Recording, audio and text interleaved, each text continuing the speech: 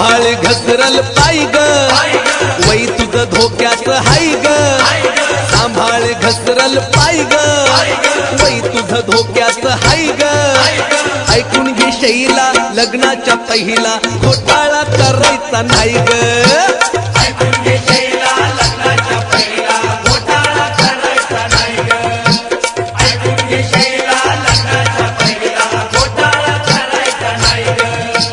सांभाळ घसरल पाय ग वै तुझं धोक्यात हाय ग सांभाळ घसरल पाय ग